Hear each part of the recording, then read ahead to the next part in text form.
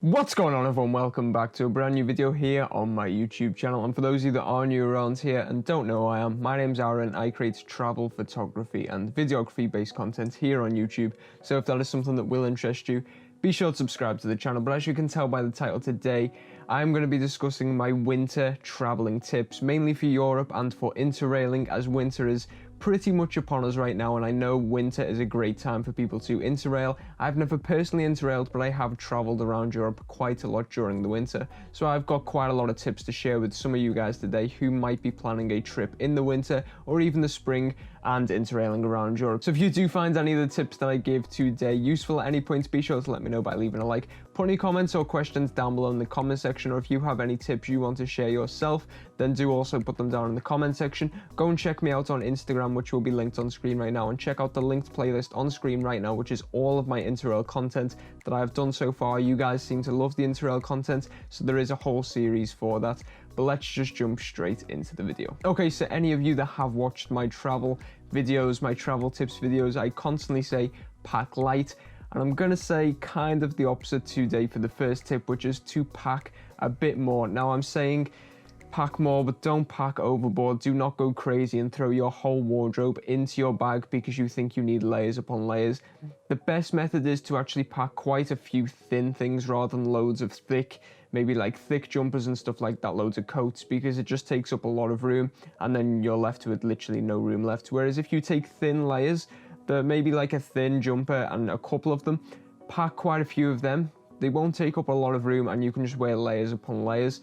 And that's a great way to pack because then you're not taking up too much room. You're obviously packing more than you usually would, but it still won't be too heavy, especially if you are backpacking. And if you're interrailing, then you will be with your bag quite a lot of the time. So you do want to take more clothes because it will be colder during winter, but try not to go overboard to the point where you have no room left in your bag whatsoever and the weight is unbearable. Now my next tip is to allow for more time to actually catch your train. Now allowing for more time will be quite a theme in this video, but the second tip is to allow more time to actually catch the train, and by that I mean the journey time to actually get to your station, whether it be walking, whether it be getting a taxi, whether you need to get a train within the city to actually get to the main train station. So maybe like if you're in Berlin, you might need to jump on the S-Bahn or the U-Bahn to actually get to the main train station. I'm not even going to try and pronounce the German word for it. And then obviously if you're traveling to a different country, then that's your main journey, but just allow for a bit more journey time to actually get to the train that you're going to catch,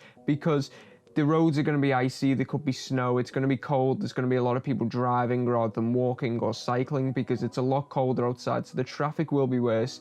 You can expect delays and stuff like that, whatever type of public transport you take, so do make sure you leave with plenty of time to catch your train. I interrail during the summer and sometimes I'd leave it to the last minute and just get the very last train, and I felt like that was fine. But you do need to allow for more journey time, especially when you have a train to catch. Maybe you have a specific reservation, make sure you get there with plenty of time to spare. And my next tip going off that is do expect delays and cancellations, especially if you are interrailing with train times and stuff like that, especially long distance trains. If you think about the amount of stops they're going to make on the way, passing through potentially many different countries, many different climates and stuff like that, there could be snow, there could be ice, there could be fog, there could be all kinds of things that will slow your train down, and obviously potentially you could have a cancellation. So do just expect that. Don't expect cancellations every single day because then obviously you'll be worrying too much. Just make sure that you are prepared for delays and cancellations and don't get too disheartened by it, and obviously have a backup plan. So if you do get stuck in an area because of a cancellation, make sure that there is somewhere that you can stay the night and then obviously plan your next move, your next trip, whether it be a bus or train, the following day or later on in that day. And to follow on from that, try to travel always in the morning. Now this is great because it means there's less likely of cancellations because there's not many trains going at that time and your train's not come from a different place. There's less chance of delays because it could be the first train of the day, and then if there is a delay or cancellation, it does mean that you can just attempt to reschedule later on in that day. Whereas if you travel very last thing at night, maybe 8 o'clock, 9 o'clock at night, and that train gets delayed or it gets cancelled, you might not arrive to your destination until very late in the night, or you might not actually get there until the next day at all, and then obviously you have to start planning accommodation and stuff like that. So do always try to travel of a morning, especially when interrailing with trains and stuff like that, because you can often guarantee that there will be one later in the day in case something does happen to the one in the morning. So then you have a backup plan straight away and you don't have to worry about where you're going to spend the night. Now, my next tip is to not have short layovers between trains, and the reason for that is if you have a train going to, say, Budapest, and then you've got another train leaving Budapest going somewhere else, and there's like a 20-minute swing from train to train, that's not the best thing to do. I done it when I was traveling during the summer, but during the winter the platforms could be icy. There's going to be a lot more people using public transport for various reasons.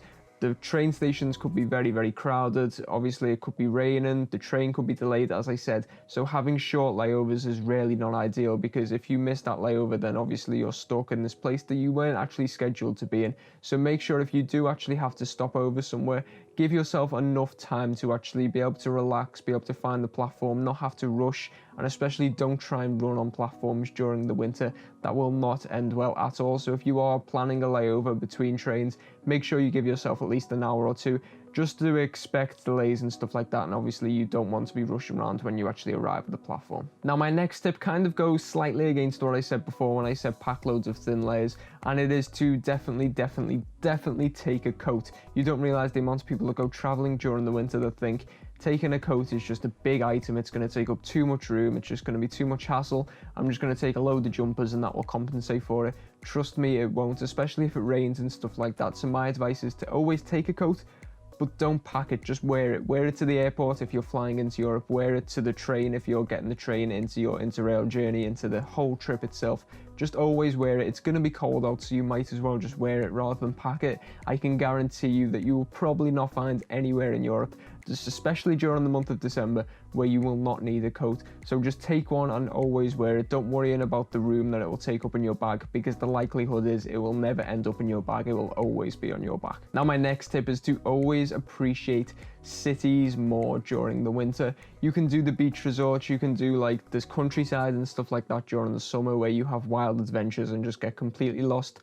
Explore cities, because cities are great during winter because they all have different festive traditions kind of things. So some places will have Christmas markets, some places will have big parties in towns and stuff like that. So do always appreciate cities more.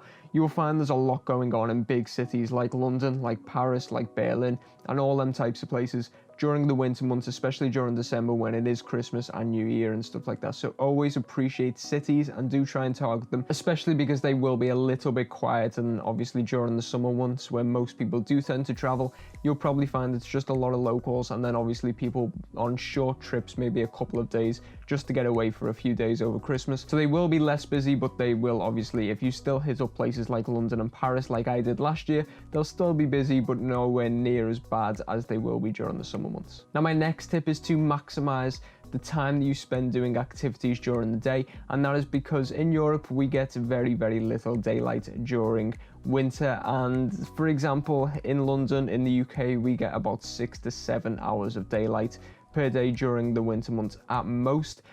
We tend to get daylight from like 8 or 9 a.m. to about 3 p.m. And then apart from that, it's just completely dark, pitch black nighttime. So obviously do try and maximize your day. Try and get as much as you can done in them hours, and that will just get the most out of your trip. Because if you're trying to do stuff at 4 or 5 p.m, places might be shut because it's dark, it might be too cold and stuff like that. So use them 6 to 7 hours of daylight to maximize the amount of activities you can do during your trip. Having said that, do appreciate the warmth and indoors.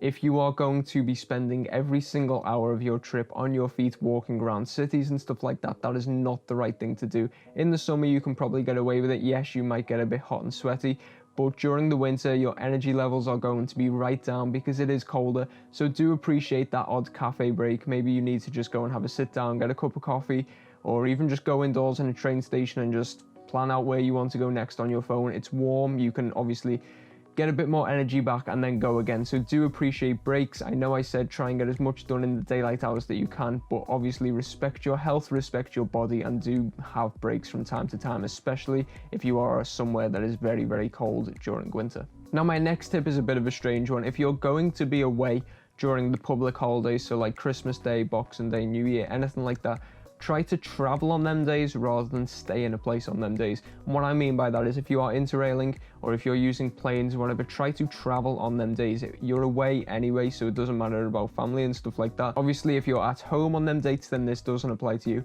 But if you're going to be away, solo traveling with a group or whatever, try to travel on the days where not many people want to travel because prices are cheaper. It's a lot cheaper to travel on Christmas Day than it will be on the 24th. And then if you flip it the other way, it'll be a lot cheaper to stay somewhere on the 23rd or 22nd than it will be on Christmas Day. So just try and travel over staying if you are actually traveling as it is on the public holidays like New Year and Christmas. And then my final tip is go easy on gifts and souvenirs. I know it's very, very tempting, especially around the festive period, around Christmas time, to just buy as many gifts as you can.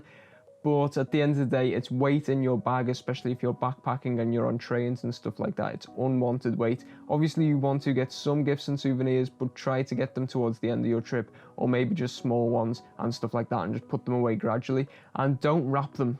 Whatever you do, just don't wrap them in Christmas gift wrap and whatever, because at the end of the day, if you're flying back to wherever you came from, security are more than likely going to check these things out if they are wrapped in your bag, and they're going to have to unwrap them, and then your nice wrapping is completely undone. So just rather than do that, just get some gift wrapping from wherever you buy the stuff, put them in your bag, and then obviously you can wrap them properly when you're at home.